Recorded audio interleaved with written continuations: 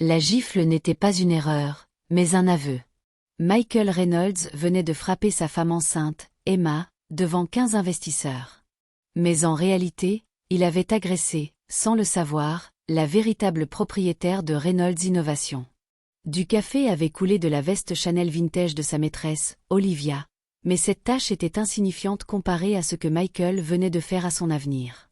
Emma avait passé 18 mois à jouer le rôle d'une épouse dévouée, tout en contrôlant secrètement le conglomérat milliardaire que son mari s'efforçait désespérément d'impressionner. Mais le coup de sa main sur son visage venait de mettre fin à l'épreuve et à son mariage. Les investisseurs furent stupéfaits, mais leur choc n'était pas dû aux violences conjugales dont ils venaient d'être témoins. Il s'agissait de ce qui se passerait lorsque leur mystérieux PDG cesserait de se faire passer pour une victime. Michael reprit sa présentation, congédiant sa femme d'un geste de la main. Mais il venait de commettre l'erreur la plus coûteuse de sa vie. Le sourire satisfait d'Olivia s'élargit tandis qu'Emma titubait vers la porte. Mais ni la maîtresse ni le mari ne se doutaient que des caméras de sécurité enregistraient chaque instant pour les avocats du milliardaire. L'enfant que portait Emma n'était pas seulement un héritier, mais le futur propriétaire de l'entreprise que Michael pensait bâtir. La main tremblante d'Emma se porta à la poignée de la porte, mais au lieu de partir, elle sortit son téléphone. Il s'éclaircit la gorge. Le mari qui a préféré sa maîtresse à sa femme enceinte reconnaîtrait-il son erreur lorsque la vérité éclaterait? Les 15 investisseurs pourraient-ils garder leur sang-froid lorsque la femme qu'ils avaient vue se faire gifler révélerait qu'elle avait évalué leur jugement depuis le début? Et que ferait Michael lorsque le geste suivant d'Emma le forcerait à s'agenouiller devant la femme qu'il avait trahie et à implorer une pitié qu'il ne lui avait jamais accordée? 18 mois plus tôt, Emma Harrington avait pris une décision qui allait soit renforcer sa foi en l'humanité, soit la détruire complètement. Debout dans le bureau d'angle de son défunt père, au 72e étage de Harrington Enterprises, elle fixait l'invitation de mariage posée sur son bureau, mais l'élégante calligraphie ne pouvait dissimuler les doutes qui la taraudaient. Michael Reynolds semblait parfait, diplômé d'Harvard, charismatique, ambitieux. Mais Emma avait vu trop de chasseurs de dot rôder autour de la fortune familiale comme des requins flairant le sang. Son père était décédé 6 mois auparavant, mais ses dernières paroles résonnaient encore dans sa mémoire. Mêlée à l'épreuve, Emma. Mais tout le monde à l'épreuve. Les gens révèlent leur vraie nature lorsqu'ils te croient impuissant. La décision se confirma cet après-midi-là. Emma dissimulerait son identité, mais si parfaitement que même l'homme qu'elle épouserait ignorerait qu'il allait s'unir à l'une des plus jeunes milliardaires américaines. Son avocate, Laura Kim, s'était opposée à ce plan, mais la détermination d'Emma était inébranlable. Si Michael m'aime quand je ne serai plus personne, alors je saurai que c'est réel, avait-elle déclaré, signant des documents transférant ses biens visibles dans des fiducies aveugles tout en conservant un contrôle secret grâce à un labyrinthe de sociétés écrans. Laura avait créé un alter ego, Emma Blake, une graphiste orpheline, croulant sous les prêts étudiants et vivant dans un modeste appartement. Mais la vérité restait enfermée dans des fichiers cryptés auxquels seules 3 personnes pouvaient accéder. Michael avait rencontré Emma Blake lors d'une vente aux enchères caritatives d'art où elle portait délibérément une robe de chez Target, mais sa connaissance des peintures de la Renaissance l'avait captivée. Il l'avait courtisée avec des fleurs et des mots doux. Mais Emma avait guetté avec attention le moindre signe de calcul. Leur idylle s'est déroulée dans des cafés plutôt que dans des restaurants étoilés. Mais Michael ne s'en est jamais plaint. Il l'avait demandée en mariage après 8 mois, avec une bague qui lui avait coûté 2 mois de salaire. Mais ce modeste diamant avait plus de valeur pour Emma que la pierre de 10 carats enfermée dans le coffre-fort familial. Elle avait dit oui, les larmes aux yeux. Mais même dans cet instant de joie, une petite voix murmura « Attends, regarde. Vérifie. » Le mariage était intime. Mairie, 2 témoins, une réception dans un restaurant italien où le vin coûtait $12 le verre. Mais Michael avait le sourire jusqu'aux oreilles, comme s'il avait gagné au loto. Emma portait la robe de mariée retouchée de sa grand-mère, mais elle avait laissé le diadème de famille des Harrington en lieu sûr. Sur l'acte de mariage figurait le nom d'Emma Blake Reynolds, mais dans les salles de réunion réparties sur 3 continents, les dirigeants continuaient de répondre à Madame Harrington. Michael ne s'est jamais demandé pourquoi sa femme travaillait à domicile ni pourquoi elle recevait parfois des appels téléphoniques mystérieux dans une autre pièce, mais Emma les expliquait comme des consultations de design en freelance. Il l'avait cru sans réserve, mais cette confiance allait causer sa perte. 6 mois après leur mariage, Michael avait lancé Reynolds Innovation avec des investisseurs qu'il avait courtisés pendant des années. Mais il ignorait qu'Emma avait discrètement acquis 40% de la société par le biais d'une filiale basée aux îles Caïmans. Elle l'avait vu bâtir son rêve, mais elle avait aussi remarqué des changements subtils. Il travaillait plus tard, mais ses chemises sentaient un parfum qui n'était pas le sien.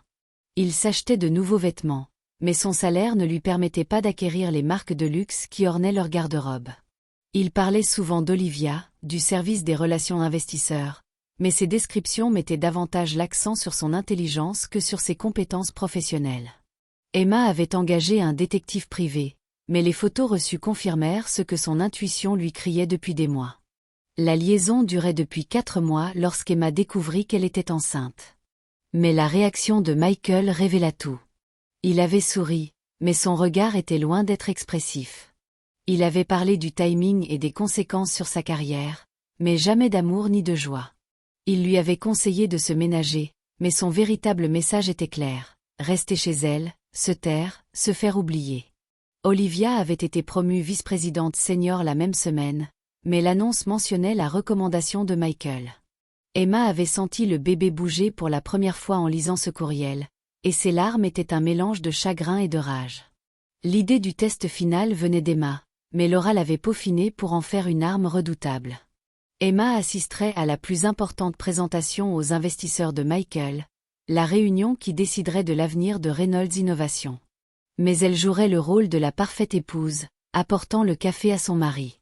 Elle observerait comment il la traitait devant les personnes dont l'opinion comptait à ses yeux. Mais elle allait aussi observer le comportement d'Olivia lorsqu'elle penserait avoir gagné.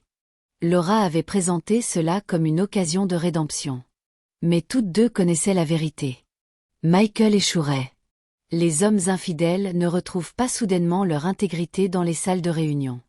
Debout devant la salle de conférence à 2 lattes à la main et un porte-bébé en carton, Emma sentit le bébé bouger contre ses côtes. Mais elle reprit son souffle. C'était le moment décisif. Celui qui allait déterminer si son mariage avait jamais été authentique ou si elle avait vécu dans un doux mensonge. La porte s'ouvrit, mais l'expression soigneusement neutre d'Emma ne faiblit pas. La salle de conférence embaumait le cuir et l'ambition, mais Emma perçut autre chose sous cette façade lisse. Le Chanel numéro 5, la marque de fabrique d'Olivia, était appliqué avec une telle intensité qu'il semblait marquer son territoire. 15 investisseurs étaient assis autour de la table en acajou, mais leur attention était rivée sur Michael, qui se tenait devant un écran affichant les prévisions de croissance de Reynolds Innovation. Sa voix était assurée et précise, mais Emma remarqua que son regard se portait sans cesse sur Olivia, assise à l'autre bout de la table, prenant des notes avec des doigts manucurés qui n'avaient jamais connu le travail.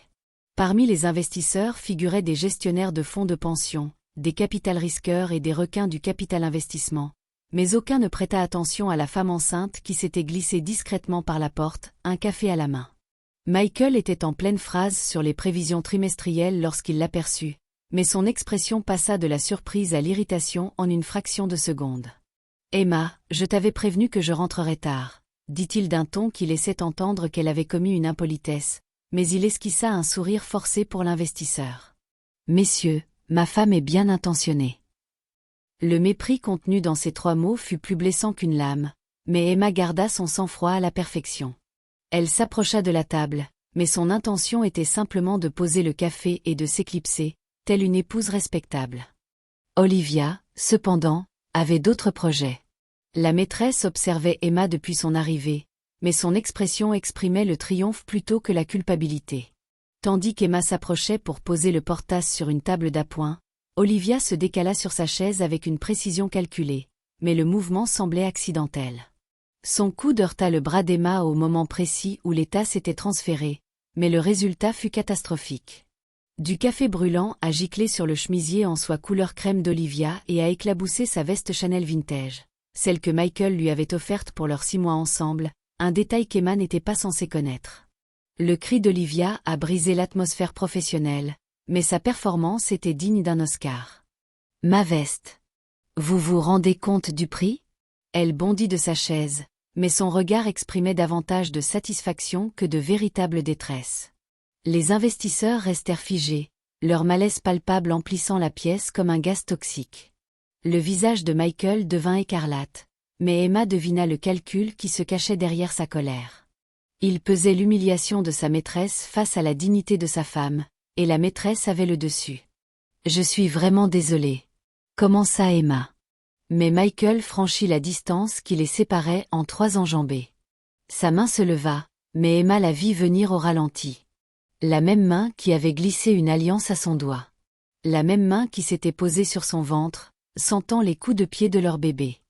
La même main qui avait signé des documents jurant de l'aimer et de la chérir. La gifle s'abattit sur sa joue. Mais le bruit résonna comme un coup de feu dans la pièce au sol de marbre. La tête d'Emma bascula sur le côté, mais elle ne tomba pas. Elle resta là, une main protégeant instinctivement son ventre de femme enceinte, tandis que l'autre se levait pour toucher la peau brûlante marquée par la violence de son mari. « Tu es incompétente » siffla Michael, mais sa voix résonna dans la pièce silencieuse. « Olivia est une cadre supérieure de cette entreprise. Cette veste coûte plus cher que ton salaire de 6 mois. » Ces mots étaient destinés à l'humilier, mais ils produisirent tout autre effet. Ils révélèrent la valeur que Michael Reynolds accordait aux femmes de sa vie.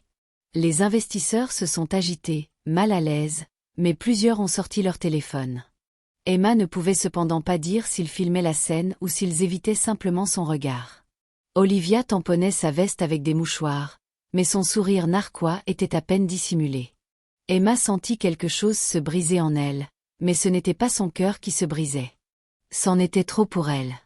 18 mois à faire semblant d'être faible, à feindre des difficultés financières, à regarder son mari bâtir sa carrière grâce à son argent caché tout en courtisant sa maîtresse avec des cadeaux financés par les dividendes d'Emma. Tout s'est cristallisé à cet instant.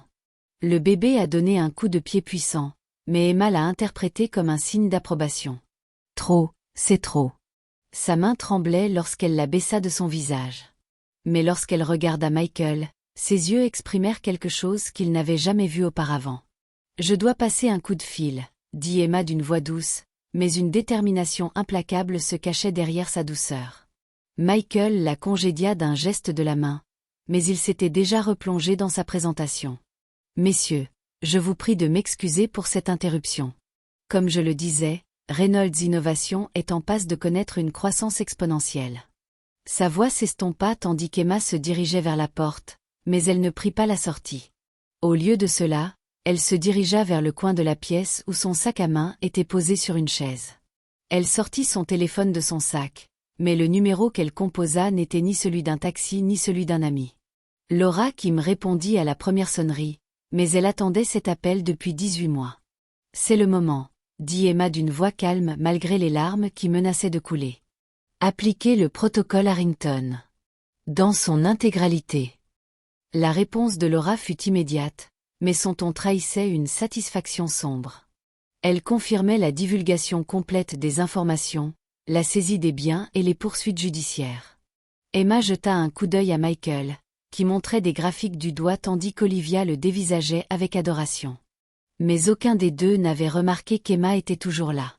Les investisseurs, quant à eux, avaient commencé à chuchoter entre eux, mais leur attention revenait sans cesse à la femme enceinte dans le coin. « Tout », confirma Emma. « Et Laura, assurez-vous que les caméras aient tout filmé. »« C'est déjà fait », répondit son avocat. « La vidéo est en cours de téléchargement sur des serveurs sécurisés. »« Emma, en êtes-vous absolument certaine ? Une fois que nous aurons commencé, il n'y aura pas de retour en arrière. » La main libre d'Emma reposait sur son ventre.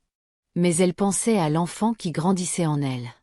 Un enfant qui apprendrait que la dignité était non négociable et que le pouvoir inutilisé était un pouvoir gaspillé. « Je n'ai jamais été aussi sûre de rien de toute ma vie, » dit-elle.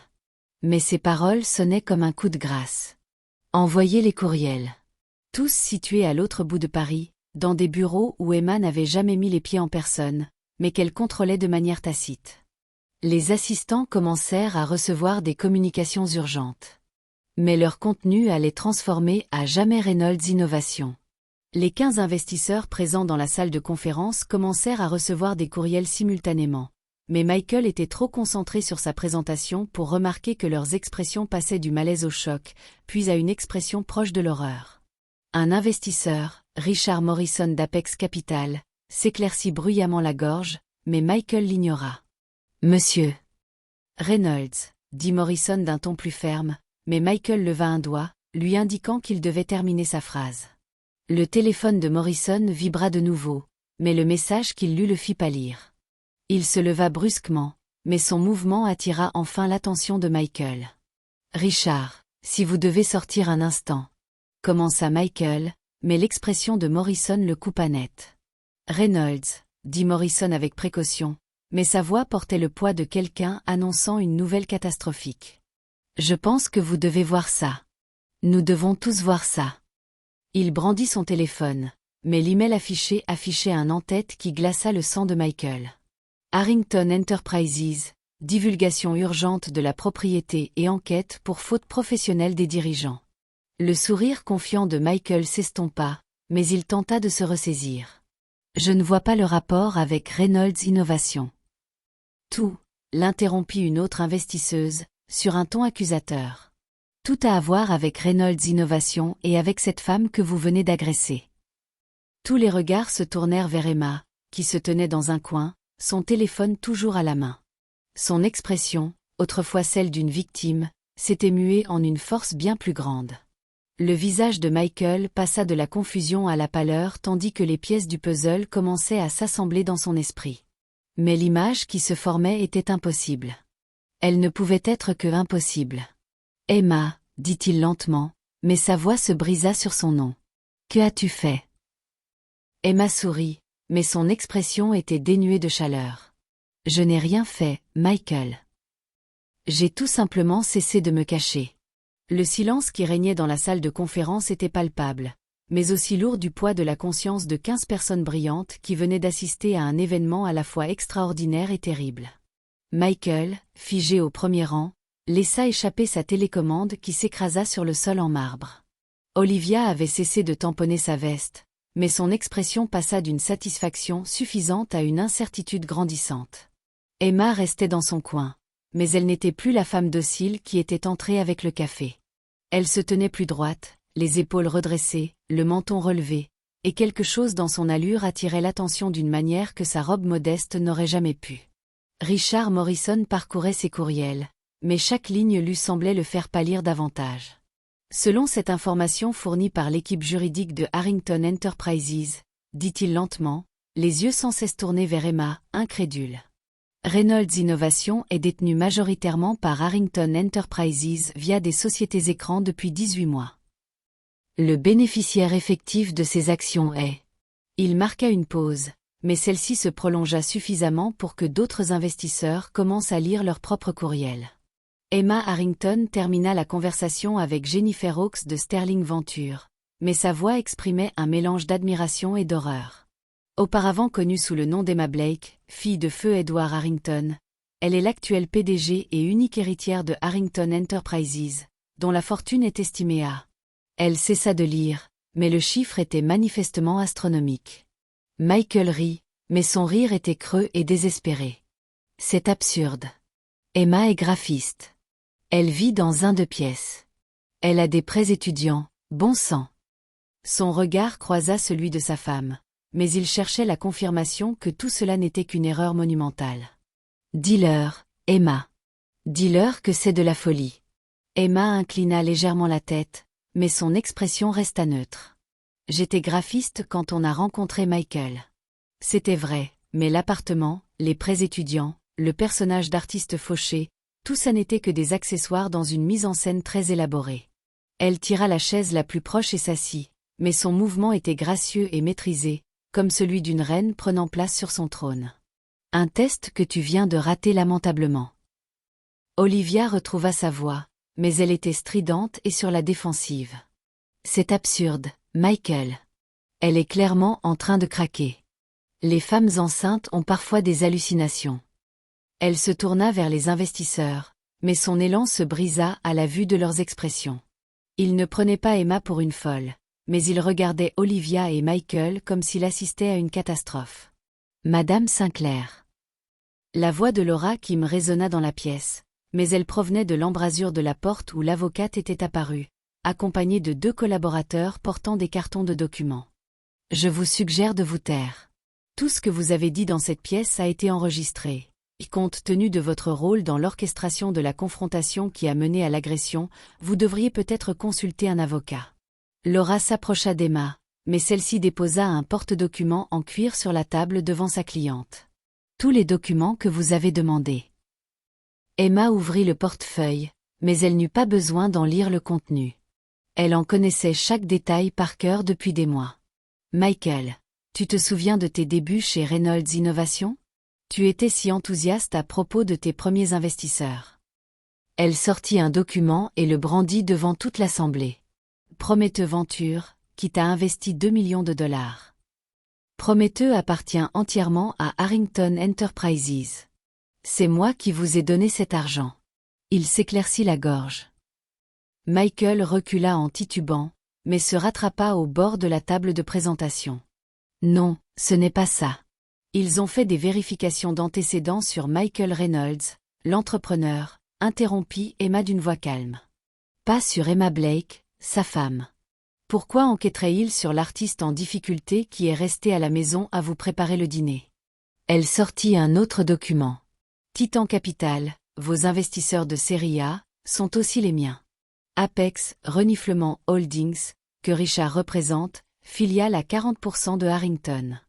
Sterling Venture. Jennifer, saviez-vous que l'investisseur institutionnel anonyme qui a insisté pour que vous souteniez Reynolds Innovation, c'était moi? Jennifer Hawkes semblait sur le point de vomir, mais elle secoua lentement la tête. L'affaire avait été conclue par des voies détournées, mais les retours sur investissement étaient censés être excellents. Elle s'arrêta, mais la réalité commençait à l'assaillir. Vous nous testiez aussi, vous testiez si nous allions laisser faire quelqu'un comme lui. Tout le monde dans cette pièce était évalué, confirma Emma, mais elle se leva lentement, la main posée sur son ventre arrondi. Je voulais voir qui était vraiment mon mari quand il me croyait impuissante. Je voulais savoir quels investisseurs toléraient les abus envers une femme enceinte pour préserver leurs profits. Je voulais savoir si la femme avec qui il couchait avait la moindre conscience. Elle regarda Olivia droit dans les yeux, mais son regard était glacial. Vous avez tous échoué. Au milieu du choc, Michael laissa enfin éclater sa colère, mais elle se révéla défensive et cruelle. Tu m'as manipulée. Tu m'as menti pendant 18 mois. Quel genre de personne fait ça? S'écria-t-il en la pointant du doigt, les mains tremblantes. C'est toi la méchante, Emma. C'est toi qui as joué avec la vie des gens. Je t'ai donné toutes les chances d'être bonne, murmura Emma. Mais ces mots coupèrent court à son explosion de colère. Je t'aimais, Michael. Je t'ai épousé en espérant que tu m'aimerais pour ce que j'étais, pas pour ce que je possédais. Mais tu n'as même pas été capable d'être fidèle quand tu pensais que je n'étais rien. Sa voix se brisa légèrement, mais elle se reprit. Sais-tu quand j'en ai eu la certitude? Il y a 3 mois, quand je t'ai annoncé que j'étais enceinte. Tu as souri, Michael, mais ton regard était calculateur. Tu te demandais si un bébé nuirait à ta carrière. Tu ne m'as jamais demandé si j'étais heureuse, effrayée ou excitée. Olivia se leva brusquement, sa chaise raclant le sol avec un bruit strident. Je m'en vais. C'est de la folie, et je refuse de participer à ce jeu malsain. Elle attrapa sa veste tachée, mais Laura lui barra le passage. Mademoiselle Sinclair, vous êtes visée par plusieurs plaintes déposées cet après-midi, dit Laura d'un ton aimable, mais ferme. Complot en vue d'escroquerie, entrave à la gouvernance d'entreprise, et étant donné que vous avez délibérément provoqué le déversement de café qui a entraîné l'agression, vous pourriez être poursuivi pour complicité. Je vous conseille de vous asseoir et d'attendre que la sécurité de l'immeuble vous raccompagne. Olivia pâlit, mais elle chercha du réconfort auprès de Michael. Michael, quant à lui, fixait Emma comme s'il la voyait pour la première fois, mais il ne la reconnut que trop tard. Emma, s'il te plaît, dit-il, mais sa voix avait basculé de la colère au désespoir. J'ai fait des erreurs. Je sais que je l'ai fait, mais on peut arranger ça. On est mariés. On va avoir un bébé. Tu m'as frappé, dit simplement Emma. Mais chaque mot résonnait comme un coup de poing. Devant 15 personnes, tu as frappé ta femme enceinte pour défendre ta maîtresse. Et le plus triste, Michael, c'est que j'espérais que tu ne le ferais pas. Même en sachant pour Olivia, même en sachant que tu m'as épousée en me croyant pauvre, j'espérais encore que, face à l'épreuve, tu choisirais la bonté plutôt que la cruauté. Elle a fermé le portefeuille, mais ses gestes étaient délibérés. Vous avez choisi la violence. Richard Morrison s'éclaircit la gorge, mais son regard vers Emma mêle respect et crainte. Madame Harrington, qu'adviendra-t-il maintenant de Reynolds Innovations? De nos investissements? Emma sourit, mais c'était le sourire de celle qui détient toutes les cartes dans une partie de poker où tous les autres ont misé le tout pour le tout. Tout dépendra de la coopération de chacun dans les prochaines minutes. Mais je peux vous garantir une chose. Michael Reynolds n'occupera jamais de poste de direction dans aucune entreprise que je contrôle. Ni maintenant, ni jamais. Les genoux de Michael fléchirent légèrement, mais il se rattrapa en s'appuyant sur la table. La réalité le submergeait par vagues successives, et chaque vague l'éloignait un peu plus du rivage. Tout ce qu'il avait bâti, tout ce pour quoi il avait travaillé, tout ce qu'il avait sacrifié, y compris son mariage, reposait sur l'argent caché de sa femme, et il venait de détruire la seule personne qui aurait pu le pardonner. « Que veux-tu » murmura-t-il, mais sa question exprimait davantage le désespoir que la défiance. L'expression d'Emma s'adoucit légèrement, mais la pitié avait remplacé toute trace d'amour. « Je veux que tu comprennes ce que tu as perdu. Je veux que tu ressentes ce que j'ai ressenti en te voyant la choisir elle plutôt que moi, plutôt que nous, plutôt que notre enfant. Je veux que tu saches que l'empire que tu croyais bâtir n'a jamais été le tien. » Elle fit un signe de tête à Laura, mais son avocat sortit un épais document d'une des boîtes. « Ce sont des papiers de licenciement, monsieur Reynolds. Vous êtes démis de vos fonctions de PDG de Reynolds Innovations avec effet immédiat. Le conseil d'administration, contrôlé par Madame Harrington, a déjà voté à l'unanimité par contumace. Vous percevrez l'indemnité de départ prévue par votre contrat de travail, mais toutes vos options d'achat d'actions sont annulées en raison de clauses d'inconduite. Vous êtes également poursuivi personnellement pour agression. » Devant cette salle comble de témoins, les jambes de Michael finirent par le lâcher. Il s'effondra à genoux sur le sol de marbre, où quelques minutes auparavant, il présentait sa vision de l'avenir. Ses mains tremblaient, mais il leva les yeux vers Emma, les larmes ruisselant sur ses joues. « S'il te plaît, supplia-t-il, mais sa voix était brisée. S'il te plaît, Emma, je suis désolé. Je suis tellement désolé. Ne fais pas ça. Je ferai n'importe quoi. » Emma baissa les yeux vers l'homme agenouillé devant elle, mais elle ne ressentit aucune satisfaction. Reniflement. Seulement une profonde tristesse pour ce qui aurait pu être. « Tu n'es pas désolé de m'avoir fait du mal, Michael. Tu es désolé de t'être fait prendre. Il y a une différence. » Elle se tourna vers les investisseurs, mais sa voix, empreinte d'une autorité telle qu'elle incita les négociateurs de transactions à plusieurs milliards de dollars à se redresser. « La séance est levée. Mon équipe juridique vous contactera individuellement concernant votre future implication dans les sociétés du portefeuille de Harrington.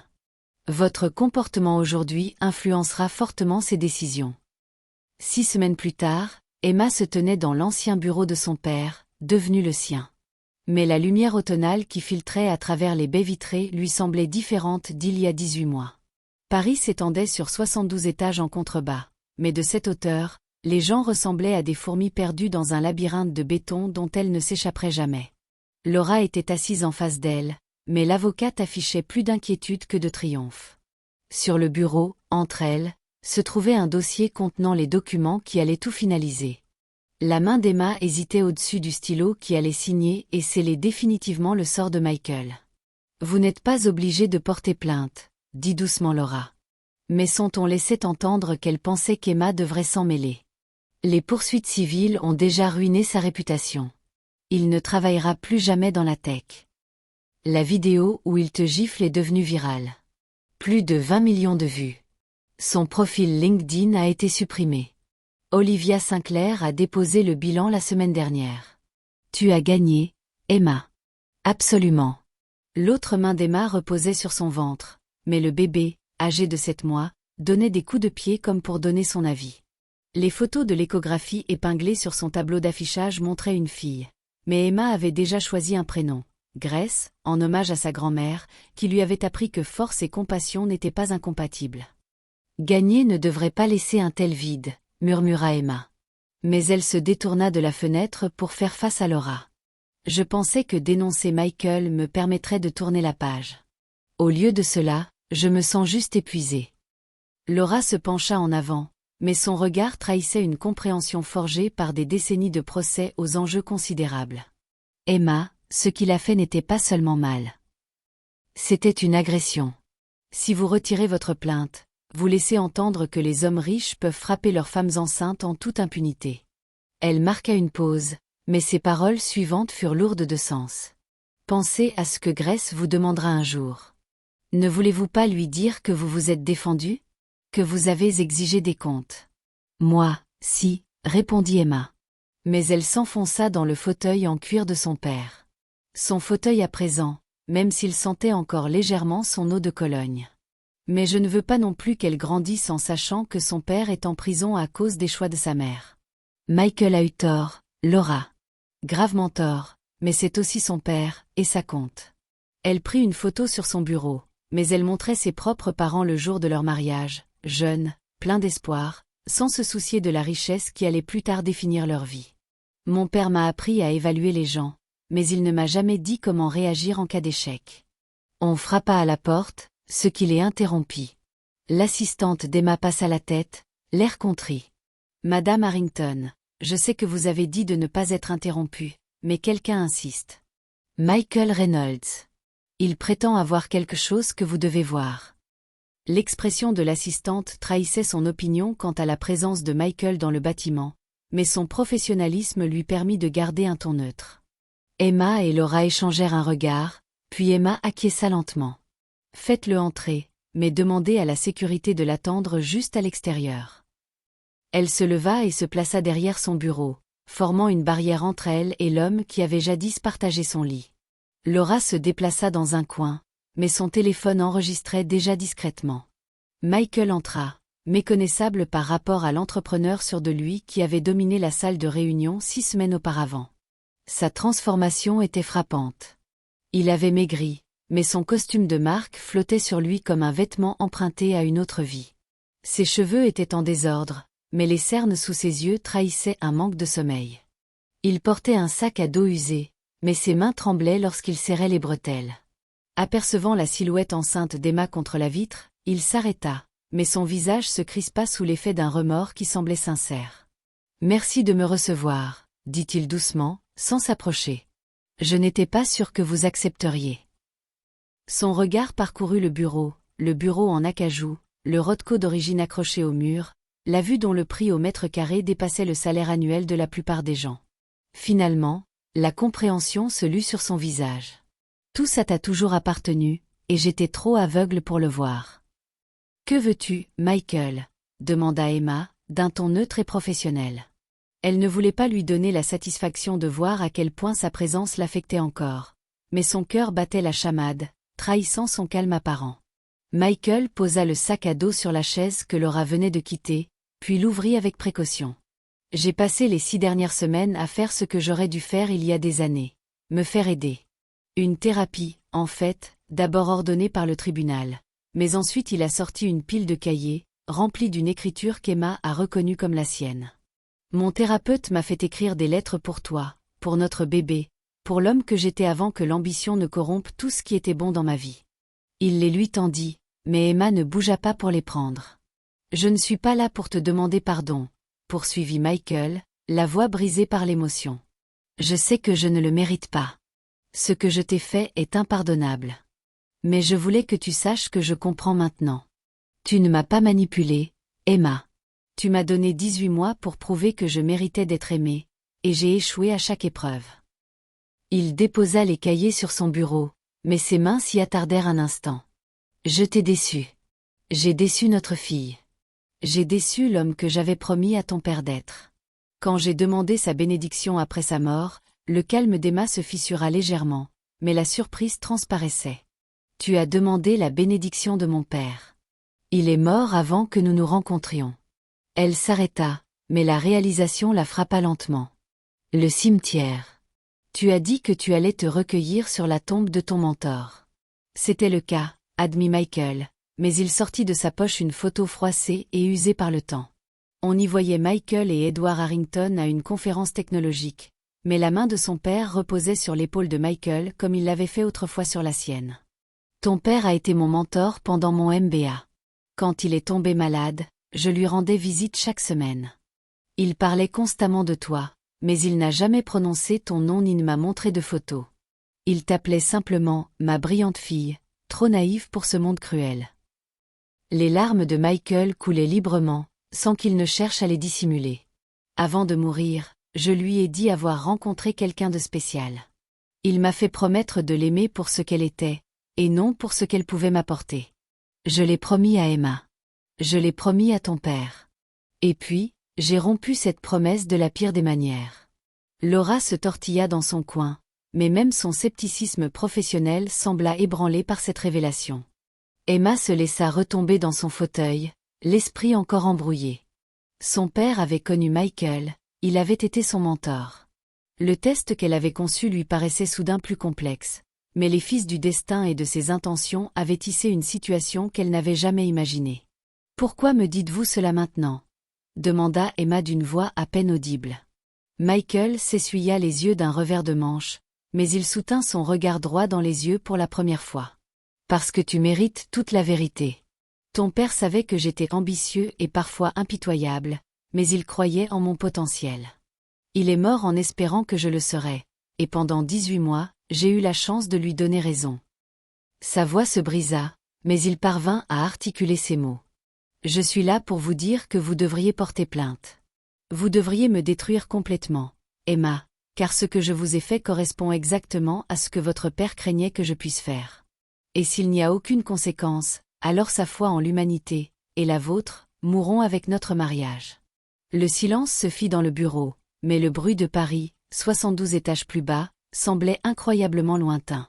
La main d'Emma se porta sur les documents juridiques posés sur son bureau, mais son regard se fixa sur le stylo qui allait soit innocenter Michael, soit le condamner à des années de prison. Le bébé donna de violents coups de pied, mais Grace semblait exiger toute l'attention nécessaire pour prendre cette décision. « Laura », finit par dire Emma, sans quitter Michael des yeux. « Vous pouvez nous accorder 10 minutes ? Juste 10 minutes. » Laura hésita, puis rassembla ses affaires. « Je serai juste dehors. Si vous avez besoin de quoi que ce soit, appuyez sur l'interphone. » Elle marqua une pause devant la porte, mais son regard lancé à Michael laissait présager des conséquences au moindre faux pas. La porte se referma avec un clic, mais le silence qui suivit fut plus pesant que jamais. Emma se leva lentement, contournant le bureau jusqu'à ce qu'il ne lui reste plus qu'un mètre à l'homme qui avait été son mari, son traître, et maintenant le protégé de son père. « M'as-tu jamais aimé, Michael ? Ou n'ai-je jamais été qu'un instrument pour parvenir à tes fins ?» Les questions qu'elle avait craint de poser pendant 6 semaines finirent par jaillir, mais elles planaient entre eux comme une lame. Michael ferma les yeux, mais lorsqu'il les rouvrit, son regard était d'une clarté qu'elle ne lui avait jamais vue. « Je t'aimais, Emma. Mon Dieu. Je t'aimais tellement que cela me terrifiait. Mais je te détestais aussi. » Il laissa échapper un rire amer, empreint de dégoût de lui-même. « Tu étais parfaite, gentille, talentueuse, belle, toujours présente, tout ce que j'avais toujours désiré. Et une part tordue de moi refusait d'accepter qu'une personne aussi bien puisse me choisir sans raison particulière. Alors, j'ai tout saboté. J'ai trouvé Olivia. J'ai laissé l'ambition l'emporter sur la décence. Je me suis prouvé que j'avais raison de douter de ton amour en me rendant indigne de lui. C'est la chose la plus sincère que tu m'aies jamais dite, murmura Emma. Mais elle sentit les larmes lui monter aux yeux. Et ça ne change rien, Michael. Tu me frappes encore. Tu préfères toujours ta maîtresse à ta femme enceinte. Tu accordes toujours plus de valeur à une veste tachée de café qu'à ma dignité. Elle posa la main sur son ventre, mais elle sentit la grâce se glisser sous sa paume. Notre fille ne te verra jamais lever la main en colère. Elle ne se demandera jamais si l'amour de son père est conditionnel. Elle ne sacrifiera jamais sa vérité pour donner du pouvoir à un homme. Michael acquiesça, puis retomba à genoux. Cette fois, le sol de marbre avait laissé place à une moquette coûteuse, et ses supplications exprimaient l'acceptation plutôt que le désespoir. Alors envoie-moi en prison, Emma. Que le monde sache que frapper sa femme a des conséquences. Sers-toi de moi comme exemple. Fais en sorte que quelque chose de bien puisse naître de la pire chose que j'ai jamais faite. Il leva les yeux vers elle, mais son expression laissait transparaître une certaine paix. Ton père voudrait que tu sois forte. Grace a besoin de te voir forte. Et peut-être que, s'il existe une once de justice en ce monde, te voir te défendre apprendra aux autres hommes à ne pas commettre mes erreurs. Emma baissa les yeux vers lui. Mais elle ne voyait pas l'homme brisé agenouillé devant elle. Elle voyait les 17 destins différents qui se dessinaient à partir de cet instant. Dans certains, elle signait les papiers et Michael allait en prison. Mais elle s'éclaircit la gorge. Grace a grandi en rendant visite à son père derrière des vitres. Dans d'autres cas, elle abandonna les poursuites. Mais partout, les femmes se demandaient pourquoi la richesse rendait la justice facultative. Dans d'autres encore, elle trouva une voie médiane. Mais elle ne pouvait pas encore en discerner la forme. « Lève-toi, Michael, dit-elle finalement. Mais sa voix portait un étrange mélange de tristesse et de détermination. J'ai besoin de réfléchir. Je dois prier. Je dois demander à ma fille quel genre de mère elle souhaite que je sois. Elle retourna à son bureau, mais prit les carnets qu'il avait apportés. Je vais les lire. Je vais prendre en compte tout ce que tu as dit, mais je ne prends pas cette décision pour te punir ou te sauver. Je la prends par compassion et pour toutes les femmes qui ont aimé quelqu'un qui leur a fait du mal. Michael se leva lentement, mais il hocha la tête. C'est plus que ce que je mérite. Merci, Emma, pour tout. De m'avoir aimé alors que je ne le méritais pas. De m'avoir mis à l'épreuve malgré mes échecs. D'avoir porté notre fille même après que j'ai prouvé que je n'étais digne ni de l'un ni de l'autre. Il se dirigea vers la porte, mais s'arrêta, la main sur la poignée. Si vous décidez de porter plainte, je ne me battrai pas. Je plaiderai coupable. J'accepterai la peine qu'ils me donneront. Ça ne changera rien à ce que j'ai fait, mais peut-être que ça empêchera un autre homme de commettre les mêmes erreurs. Après son départ, Emma resta à la fenêtre, mais Paris en contrebas lui paraissait différente, moins comme un labyrinthe et plus comme une tapisserie d'histoires entrelacées, chaque fil étant coloré par les choix et leurs conséquences. Laura revint. Mais elle ne dit rien. Elle resta simplement debout près d'Emma, attendant. Mon père s'est trompé sur un point, dit Emma d'une voix douce. Sa main reposait sur son ventre, où Grace donnait des coups de pied comme si elle était déjà prête à affronter le monde. Il m'a dit de mettre les gens à l'épreuve, mais il ne m'a jamais dit que certains tests n'ont pas de bonne réponse. Ce sont des choix avec lesquels nous devrons vivre pour toujours. Laura posa doucement la main sur l'épaule d'Emma, mais sa voix portait la sagesse de quelqu'un qui avait vu la justice rendue et bafouée à parts égales. Alors, que choisiras-tu ? Emma regarda le stylo sur son bureau, les carnets remplis des confessions de Michael, l'échographie de la fille qui hériterait non seulement de milliards, mais aussi de l'héritage de cet instant. Mais elle sourit, non pas de joie, mais de compréhension. Je choisirai ce dont Grace a besoin. Et peut-être, qui sait, ce dont le monde a besoin aussi. Le soleil se coucha sur Paris. Mais Emma Harrington, milliardaire, PDG, future maman, celle qui avait mis à l'épreuve le caractère de son mari pour finalement découvrir sa propre force, savait que certaines histoires ne se terminaient pas par des victoires ou des défaites tranchées. Certaines histoires se terminaient par des choix dont l'écho se répercutait de génération en génération, enseignant aux filles que le pouvoir sans sagesse était tyrannie, mais que la clémence sans responsabilité était complaisance. Quel que soit son choix, Grace saurait que sa mère avait choisi avec soin, délibérément, et avec un amour assez ardent pour exiger à la fois justice et espoir d'une âme brisée.